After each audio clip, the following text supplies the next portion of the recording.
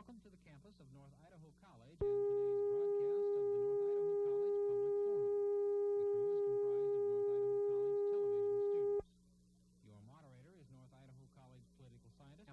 Idaho College and today's broadcast of the North Idaho College Public Forum. The crew is comprised of North Idaho College television students. Your moderator is North Idaho College political scientist Tony Stewart.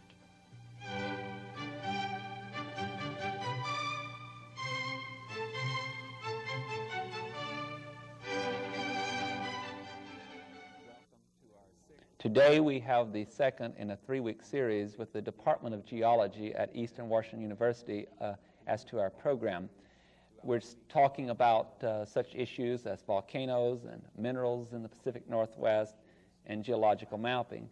On program number 2, we're going to stress one issue, and that's the question of volcanoes, and we're going to deal with the eruptive history of the Cascade volcanoes, particularly Mount Rainier and Baker, and of course we're going to be discussing what happened at St. Helens. In order to accomplish this task, it is a privilege to the staff and myself to welcome to our program 3 professors from Eastern Washington University. First of all is Professor Eugene Keever, and then Professor Mohammed Ikramuddin, and then Professor William Steele. Gentlemen, welcome to our program. Joining with me again this week, as last week, in questioning our guests are 2 members of the panel. First of all is Richard Snyder from the faculty at North Idaho College, and regular panel member Janelle Berg. I shall invite Richard Snyder to commence the questioning. Professor Keever, last May 18th the lights went out. What happened to Mount St. Helens? I've heard a lot of jokes about it. Can you explain this? Has this ever happened before? What can you tell us? Certainly. It just did what it's been doing for thousands of years, and it sits there most of the time being a very beautiful mountain. It's reduced in beauty right now, but sits there for a long period of time, and periodically something happens to it. And so it was completely expected that an eruption would occur, although we can never really completely anticipate what the magnitude of any event such as that is going to be. Can this happen again? It'd be very strange if it wouldn't, because if we have well over 1 million years of eruptions, actually if we go back in the Cascades, we've had eruptions going on for the past 60 million years. And so that the volcanoes that we associate now with the Cascade Mountains are still very much active volcanoes. They're volcanoes that should be anticipated to erupt again in the future. Well, with a history like this, why weren't people sort of more prepared? It seemed to me that the people around me, where did this come from? How could this happen? This is peculiar. Well, I suppose there's an information transfer problem perhaps in our society, that there had been a number of studies had been done on Mount St. Helens as well as other volcanoes. And in fact, the very famous publication by the U.S. Geological Survey on the Mount St. Helens area by Dwight Crandall and Don Molyneux, in that publication, 1978, I believe, they said that Mount St. Helens will erupt probably before the end of the century, and it did. So the information was there. Somewhere in the transfer mechanism, somebody, I guess, didn't take it seriously. We have some slides, I believe, Professor Keever, that you'd like to go through. Yes, we could look at some slides a little bit about how the Cascades, where they're at, and so forth. Just a brief mention that the geologists, we talk about something called plate tectonics, and that is that there are plates of rigid earth material that kind of move around on the surface of the earth. And this diagram sort of illustrates some of the plates splitting apart. Other places, the plates are colliding together, and the part where the plates are colliding together would be the situation that we would have in the Cascade Mountains. If we could have the next slide there, sort of illustrating the two plates coming together, friction, heat being generated, melting taking place somewhere down at depth, and molten material working their way up into the Cascade, underneath the Cascade Mountains. Here are some of the volcanoes. There's about 17 very major ones. Mount St. Helens is, of course, a very fresh-looking one, or it was, when this photograph was taken.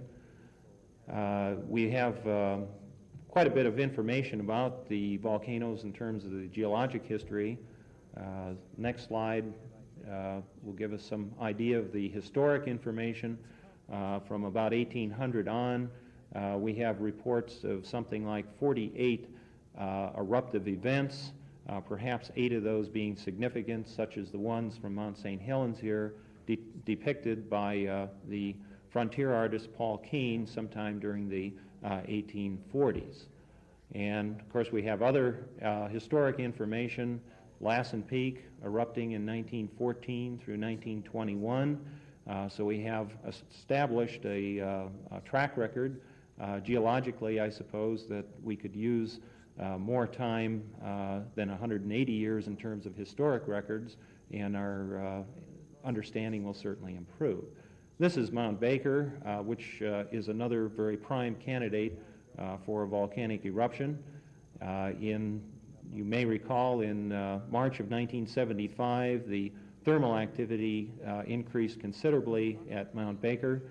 This was taken on March 31st of 1975 when Professor Steele and I and some others were flown to the crater area to evaluate the situation on Mount Baker. Now, that situation has not really slowed down. The steam is still pouring out of the fumaroles. The thermal activity is still there. There's no earthquakes. There's no other signs, though, of volcanic eruption. Here you can see a very large pit that was melted in the crater. There's a lake down there. It's about the size of a football field that occurred in 1976, actually. The complete breaching took place in the central part of the crater.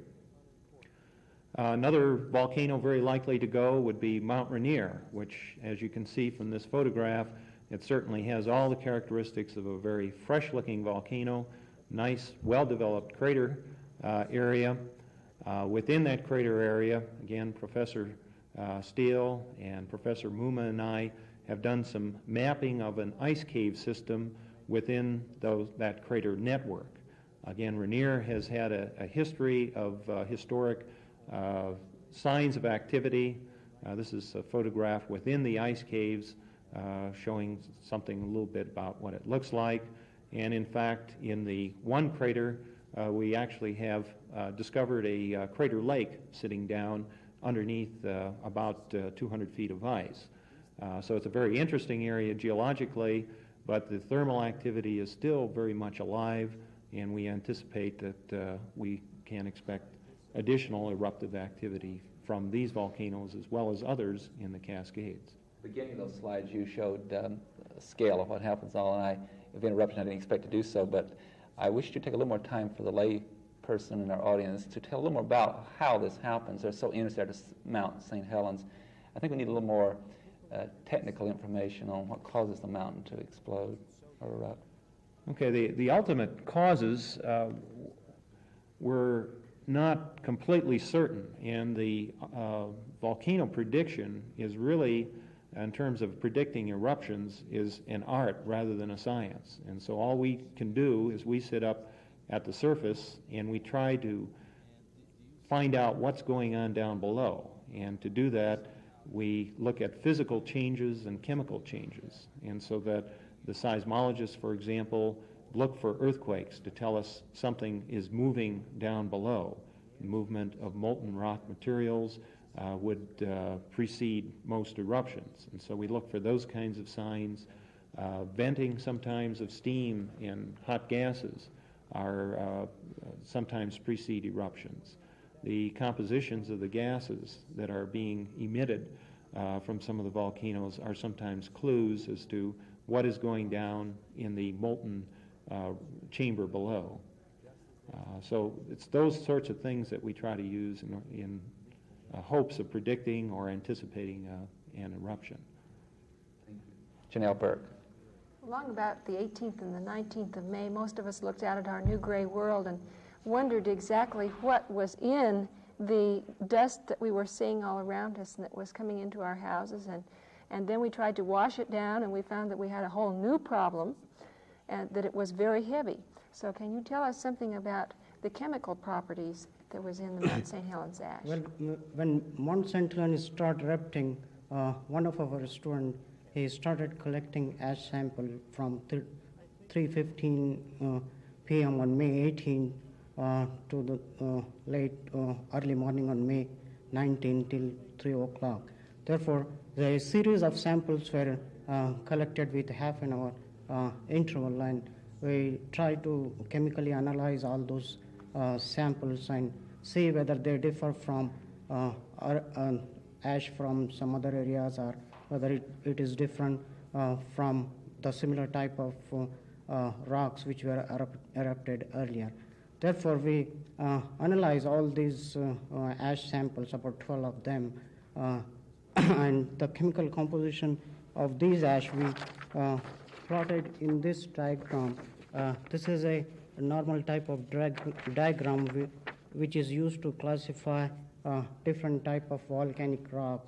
Therefore, the 12 samples we plotted in this diagram, as you can see, this is the field representing calcocline rocks, and the samples from the earlier flows, they are andesite in composition, whereas later flows, they are dacite in composition, and particularly the samples which were collected after 7 p.m., they have almost identical chemical composition. Therefore, these also major elements we analyze, these are also shown in this diagram, and you can see various major oxide.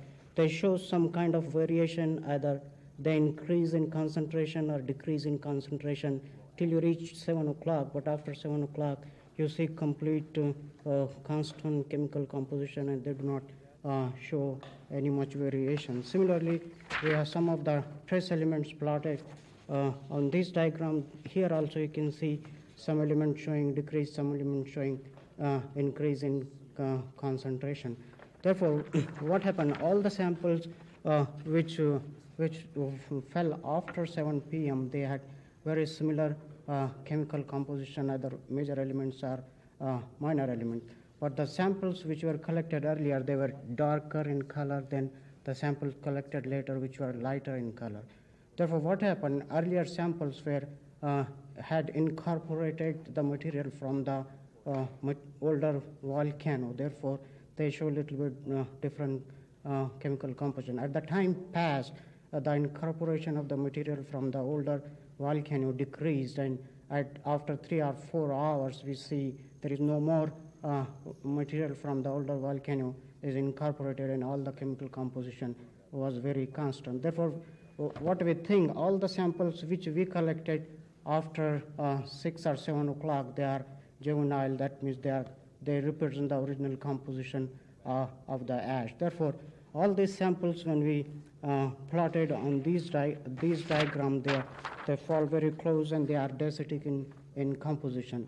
The next thing we did, all the average composition of these, we compare with the chemical composition of the cascade volcanoes which were available in literature. Therefore, we found that most of these samples which fell after 7 o'clock, they are very similar to chemical composition of most of the volcanoes, cascade volcanoes, and except for minor differences, the chemical composition is similar. Therefore, the mechanism for the eruption may be similar to the one which had given rise earlier eruptions. Did you find a lot of silica?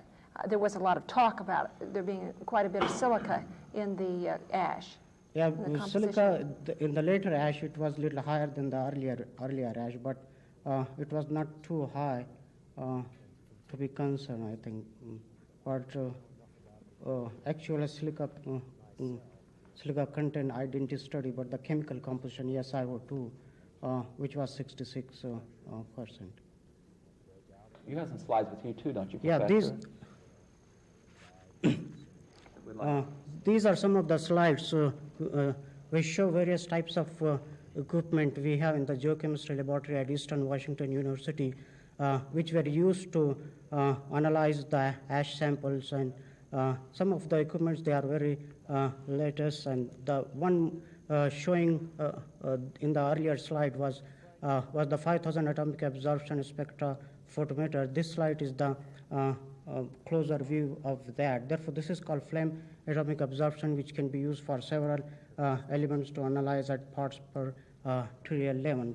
In the other slides, we have what is called electrothermal atomic absorption. Therefore, with the help of this machine, we can analyze various elements at parts per billion, at parts per trillion level. And some of the ash samples which had very low concentrations were analyzed by this machine. In the other slide, we have closer view of the same machine. In the next slide. Therefore, this is the closer view of the flameless atomic absorption, or also called graphite furnace, or is also referred as electrothermal atomic absorption. In the next slide, we have what is called ion analyzer. This is used to analyze fluorine. Therefore, we are particularly interested to know the concentration of fluorine in the ash, because this is easily leachable and can be harmful to the person. Therefore, we found that the fluorine concentration is not too much different from the normal volcanic rocks. It's about 300 parts per billion. This is the another analyzer used to analyze uranium, and uranium was very, very low. Therefore, they can't expect any radioactivity from this ash. In another slide, we have the equipment which is used mostly called Beckman spectrophotometer. We use to analyze phosphorus and other elements, and we didn't have much phosphorus also. In the next slide, we use this technique to separate gold from the other elements and analyze later on by the machine shown earlier. But the gold was very, very low, because most of the volcanic rocks are associated with gold deposit. Therefore, we were interested to know whether there is some gold. But all this particular equipment that you have is at Eastern Washington that you can use to analyze the ash and so forth. We have to move on, ladies and gentlemen. If you've joined our program in progress, we are in program number 2 of 3 with the Department of Geology at Eastern Washington University. Our third guest is Professor William Steele. And Professor Steele, I believe that along with some of your colleagues, you've been very involved in the volcanic ash and analyzing it, and I believe you've brought some demonstrations with you and also some slides. First of all, tell us a little bit about, I don't know if I'm pronouncing this properly or not, but paleomagnetism? Paleomagnetism, right. Yes. That is the process in which you're involved. Yes, that is basically the study of ancient magnetism of the Earth, the study of magnetism of rocks and other Earth materials. And so you're doing that in relation to the volcanoes, too, as this erupts. Right. That gives you samples that you otherwise wouldn't have. Particularly with regard to the volcanic ash. Mm-hmm. Now, when the mountain first blew, I suppose my reaction was about like yours. I hid in my house, and I tried to drive as little as possible. But somewhat later, Professor Kiever was looking at the ash, and he noticed that there were little black specks in it. He says, gee, I bet that's magnetite, which is highly magnetic iron oxide. And so we went out with little magnets, and sure enough, we were able to pull little grains of magnetite out of the ash. This is some that has been pulled out of the ash. You see, I can hold it in defiance of gravity here. I'm not sure this is showing on the monitor, on the camera. It's pulling right up. Yeah, it's highly magnetic. Now, this came from a great quantity of ash. There's not much magnetite in the ash, but there is enough to measure the magnetization. If I may have the first slide, I'd like to show this is a contour map showing the thickness of ash flow from Mount St. Helens volcano at the lower left of the screen. And the contours represent, the central contours represent the greatest accumulation of ash thickness. You can see that Moses Lake got a lot and Ritzville got a lot, and I thought this would be a good place to study the magnetization of the ash, where there was a lot of it. If I may have the next slide, this shows the equipment involved in sampling the ash for paleomagnetic purposes. There's a pocket knife just for scale. There's a copper tube that served as sort of a cookie cutter to take cylindrical specimens of the ash, which were then transferred to plastic tubes, non-magnetic tubes, for measurement in a sensitive magnetometer that we have at Eastern. The next slide just shows an overview of the sampling procedure. I believe this particular spot was near Ritzville. And in some cases, the ash was not sufficiently cohesive to take a good sample. It had to be moistened first. By the time I got to this area, it had already rained, and so I don't think I was doing anything that nature hadn't already done by moistening the ash. Now, in this slide, we show the quantities that are of interest in a paleomagnetic study. The direction that the Earth's magnetic field makes relative to north, I should say the direction that the horizontal component of the Earth's magnetic field makes relative to north, is a quantity known as the magnetic declination. And every Boy Scout who's tried to find himself in the woods with a magnetic compass has had to take into consideration the fact that magnetic north is not aligned in the direction of the actual true or geographic north. And he sets his compass accordingly. So we wish to measure declination, the magnetization of the ash, and also its inclination, that is, the angle it makes with the horizontal, the angle that the total field makes with the horizontal. This is the spinner magnetometer at Eastern that's used for this kind of measurement. These samples that I demonstrated taking in the earlier slides are placed at the end of this probe on the left, and a motor is turned on to rotate the sample. It is injected into a magnetic shield which blocks out the Earth's magnetic field. It actually absorbs or sucks up the lines of the Earth's magnetic field, so that there's practically zero field at the position of the sample. And the sample is rotating, and a magnetometer sensor takes 2 readings of the magnetization of the sample every revolution, so that you're actually taking 10 readings per revolution and averaging them over a long period of time. The next slide shows a typical result of this study. The location was near George, Washington. The ash was just barely thick enough at George to obtain sufficient sample to measure the magnetization.